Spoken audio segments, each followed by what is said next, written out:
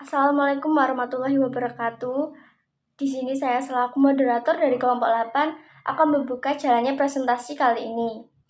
Materi yang akan disampaikan kelompok 8 yaitu tentang bahan sosial budaya. Materi ini disusun oleh saya Novita Driswanti, Emma Ermilawati, dan Muhammad Galang. Langsung saja materi pertama yang akan disampaikan oleh teman saya. Saya di sini akan menyampaikan tentang perubahan sosial budaya. Pengertian perubahan sosial budaya menurut Selo Sumarjan. Perubahan sosial budaya adalah perubahan lembaga-lembaga kemasyarakatan dalam suatu masyarakat yang mempengaruhi sistem sosial, termasuk nilai-nilai sikap-sikap atau pola-pola di antara kelompok-kelompok dalam masyarakat. Nomor 2, menurut Samuel, perubahan sosial dan budaya adalah modifikasi-modifikasi dalam pola-pola kehidupan manusia yang terjadi karena sebab internal ataupun eksternal. Nomor 3, sedangkan menurut J.L. Gilin dan J.P. Gilin, perubahan sosial budaya adalah suatu variasi cara hidup yang telah diterima baik karena perubahan kondisi geografis, kebudayaan, komposisi penduduk, ideologi maupun adanya penemuan baru dalam masyarakat. Dari beberapa pengertian di atas, bisa kita simpulkan bahwa perubahan sosiologi dan budaya adalah perubahan modifikasi atau variasi cara hidup yang memengaruhi sistem sosial, nilai-nilai sikap dan pola perilaku yang terjadi dalam kelompok masyarakat yang telah diterima karena faktor-faktor tertentu.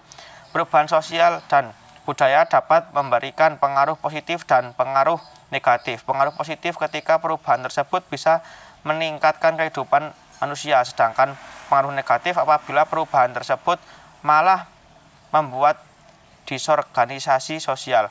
Hal ini harus dihadapi mau tidak mau karena tanpa adanya perubahan, kehidupan manusia tidak akan berkembang dan keberanian untuk berubah nantinya kita bisa mencapai kemajuan.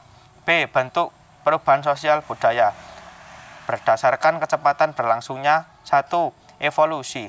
Perubahan secara evolusi cenderung tidak didasari lantaran terjadi bertahap dan dalam waktu yang lama.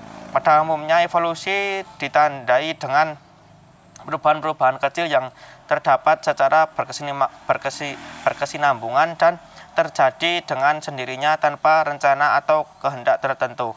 Nomor 2, revolusi. Revolusi berlangsung secara cepat dan menyangkut dasar atau pokok-pokok kehidupan masyarakat. Dalam revolusi perubahan yang terjadi bisa direncanakan, bisa juga tidak direncanakan. Revolusi juga bisa dilakukan dengan cara kekerasan atau juga tanpa kekerasan. Nomor 2, berdasarkan prosesnya. Perubahan yang direncanakan telah diperkirakan terlebih dahulu oleh pihak-pihak yang hendak mengadakan perubahan dalam masyarakat. Perubahan yang direncanakan merupakan perubahan yang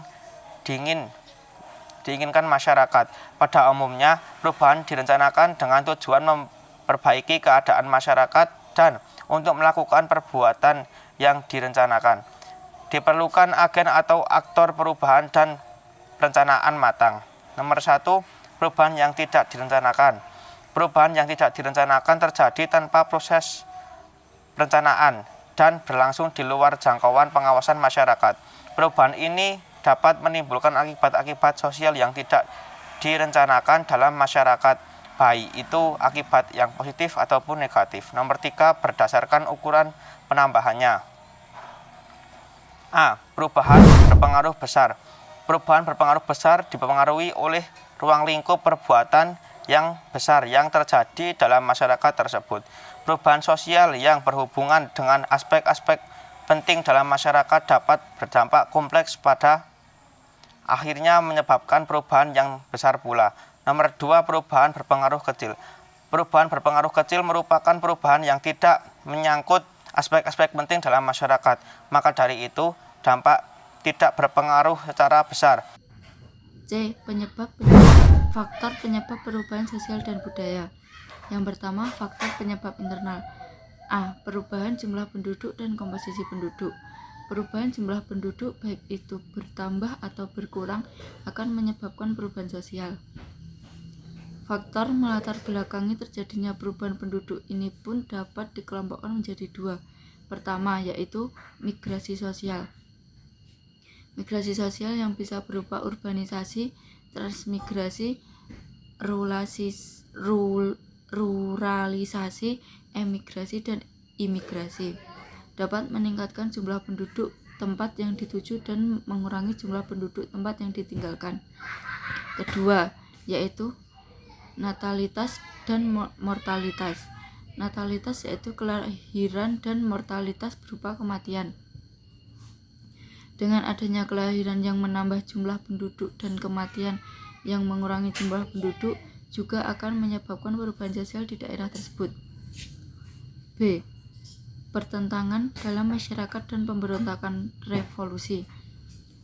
Perbedaan tidak bisa dihindarkan dalam kehidupan kita bermasyarakat dan bersosialisasi. Selalu saja ada perbedaan yang kadang bisa menyebabkan konflik atau pertentangan antara dua kelompok dalam masyarakat yang kemudian menyebabkan perubahan sosial. Dengan adanya pertentangan-pertentangan itu menghasilkan suatu produk hukum berupa aturan atau norma yang kemudian diterapkan demi minimalisir dan mencegah timbulnya pertentangan kembali. C. Penemuan baru. Para ilmuwan dan inventor dari berbagai negara berlomba-lomba untuk menciptakan penemuan baru yang bertujuan untuk memudahkan dan meningkatkan efisiensi pekerjaan manusia di berbagai bidang. Penemuan baru ini kemudian menyebabkan perubahan pada masyarakat yang meliputi proses discovery, invention, dan innovation. Discovery adalah proses penemuan unsur kebudayaan yang baru oleh individu atau kelompok dalam masyarakat. Kemudian invention yaitu proses pengembangan unsur temuan itu sehingga bisa diterapkan dan difungsikan. Yang kedua, faktor penyebab eksternal. A. Perubahan lingkungan alam. Perubahan lingkungan alam tidak bisa dipastikan kapan akan terjadi, tetapi dengan perkembangannya ilmu pengetahuan dan teknologi, perubahan lingkungan alam bisa diprediksi. Walaupun perubahan lingkungan alam tidak sering terjadi, apabila perubahan lingkungan alam benar-benar terjadi maka akan memberikan dampak yang besar dan menyebabkan perubahan sosial. B. Peperangan. Peperangan terjadi lantaran tindak lanjut dari suatu konflik yang ada. Kondisi seperti ini menyebabkan perubahan sosial yang besar kepada masyarakat. Perubahan sosial akan terjadi ketika perang dan pasca perang. Dengan adanya perang, tingkat kematian meningkat, rusaknya sarana-prasarana, serta infrastruktur penunjang kehidupan masyarakat. C. Pengaruh kebudayaan masyarakat lain. Hubungan antara dua masyarakat cenderung menimbulkan pengaruh yang timbul balik. Berarti tiap-tiap masyarakat mengaruhi masyarakat lainnya dan juga menerima pengaruh dari masyarakat tersebut. D. Proses perubahan sosial dan budaya. Dalam proses perubahan sosial dan budaya, manusia mengemukakan berbagai teori perubahan untuk menjelaskan adanya beberapa pemikiran penting yang masih digunakan untuk menjelaskan hakikat perubahan sosial. Pertama, teori fungsional. Dalam teori fungsional, perubahan dianggap sebagai sesuatu yang konstan dan mengacaukan keseimbangan masyarakat. Proses pengacauan itu berhenti pada saat perubahan tersebut telah diintegrasikan ke dalam kebudayaan. Perubahan yang bermanfaat fungsional diterima dan yang tidak bermanfaat disfungsional ditolak. Yang kedua, teori konflik. Dalam teori konflik yang bersifat konstan adalah konflik sosial. Jadi masyarakat selalu mengalami konflik terus-menerus. Dan perubahan sosial hanya merupakan akibat adanya konflik sosial. Karena konflik yang berlangsung terus-menerus, perubahan juga ikut berlangsung terus-menerus. Perubahan sosial dan budaya ini menciptakan kelompok baru dan kelas sosial baru. Setiap perubahan menunjukkan keberhasilan dari kelompok pemenang dalam memaksakan kehendaknya terhadap kelompok lainnya. Dalam teori ini, masyarakat dikelompokkan dalam dua kelompok, yaitu kelompok yang menguasai dan kelompok yang dikuasai. Yang ketiga, teori siklus. Menurut teori siklus, proses perubahan sosial dan budaya yang terjadi dalam masyarakat baik berupa kemajuan maupun kemunduran yang merupakan fase lingkaran. Fase ini pada akhirnya akan terbalik dan mengulangi lagi arah perubahannya. Yang keempat, teori evolusi. Menurut teori evolusi, menyatakan bahwa masyarakat dan segala sesuatu di dalamnya termasuk manusia dan kebudayaannya mengalami perkembangan sesuai tahapan-tahapan tertentu. Bermula dari bentuk sederhana, selanjutnya berkembang menjadi bentuk yang lebih kompleks sampai pada tahap sempurna. Faktor-faktor yang mempengaruhi jalannya proses perubahan sosial budaya. Yang pertama, faktor-faktor yang mendorong jalannya proses perubahan yaitu kontak dengan kebudayaan lain. Yang pertama, akulturasi. Akulturasi adalah proses pertemuan unsur-unsur dari berbagai kebudayaan yang berbeda diikuti pencampuran unsur-unsur tersebut. Macam-macamnya, antara lain kontak budaya dapat terjadi antara kelompok yang menguasai dan dikuasai. Yang kedua, kontak budaya yang dapat terjadi di antara masyarakat yang jumlah warganya banyak atau sedikit. Ketiga, hasil proses akulturasi budaya lebih didasarkan pada kekuatan setiap budaya. Jadi semakin kuat budaya, maka semakin cepat mempengaruhi terhadap budaya lainnya. Yang kedua, asimilasi. Asimilasi adalah suatu proses penyesuaian atau peleburan sifat-sifat asli yang dimiliki oleh suatu masyarakat dengan latar belakang budaya yang berbeda-beda. Cepat lambatnya proses asimilasi ini tergantung terhadap 4 faktor, yaitu toleransi, ekonomi, simpati, dan perkawinan campuran. Yang ketiga, difusi. Difusi adalah proses penyebaran unsur-unsur kebudayaan dari individu kepada individu lain dan dari satu masyarakat ke masyarakat lain.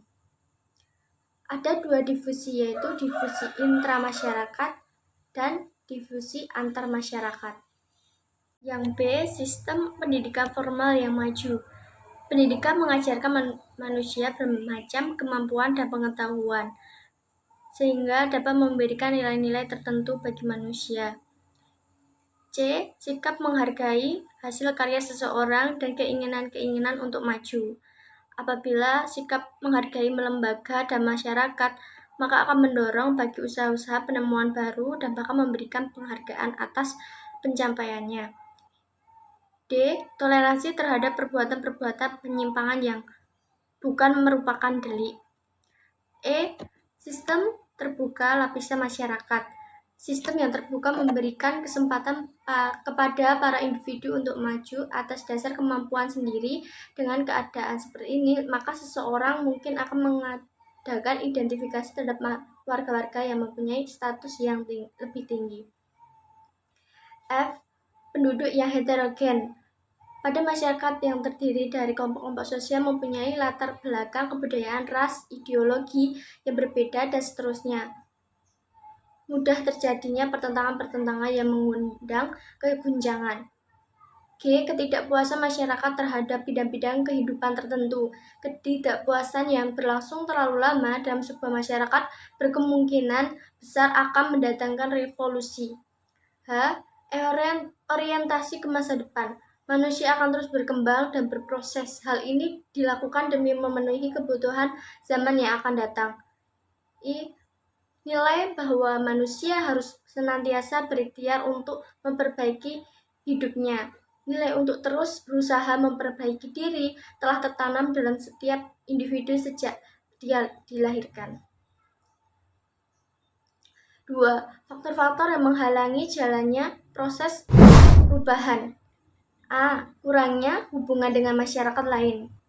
Kehidupan terasing menyebabkan sebuah masyarakat tidak mengetahui perkembangan apa saja yang terjadi pada masyarakat lainnya. Hal ini menyebabkan masyarakat terkungkung dalam pola pemikirannya oleh tradisi yang ada.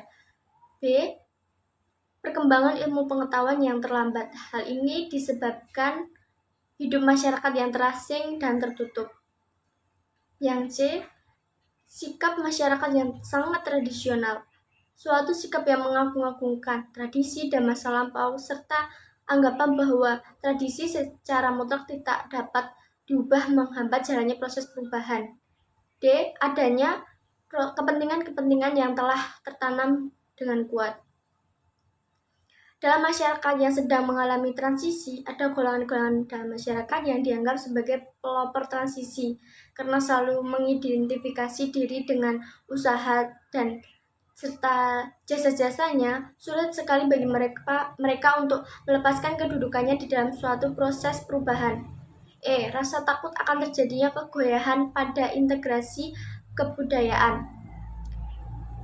Beberapa unsur kebudayaan mempunyai derajat yang integrasi yang tinggi. Keadaan ini membuat unsur-unsur dari luar dikhawatirkan akan menggoyahkan integrasi dan menyebabkan perubahan dalam aspek tertentu pada masyarakat. Prasangka terhadap hal baru.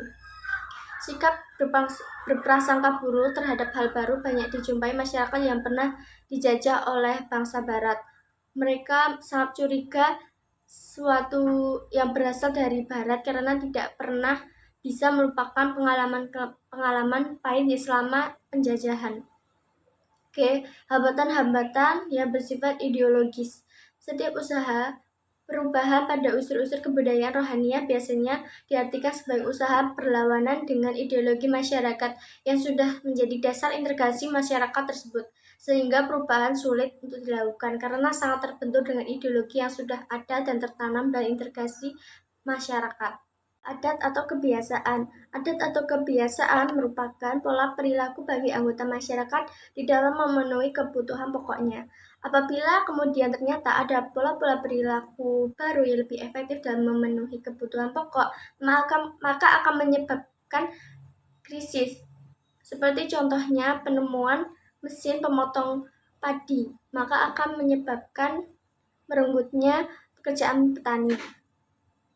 Nilai bahwa hidup ini pada hakikatnya buruk dan tidak mungkin diperbaiki. Tertanamnya nilai yang salah karena menganggap bahwa hidup hakikatnya buruk dan tidak mungkin diperbaiki menjadikan suatu penghambat bagi seseorang untuk berubah. Sekian presentasi dari kelompok 8, kurang lebihnya mohon maaf. Wassalamualaikum warahmatullahi wabarakatuh.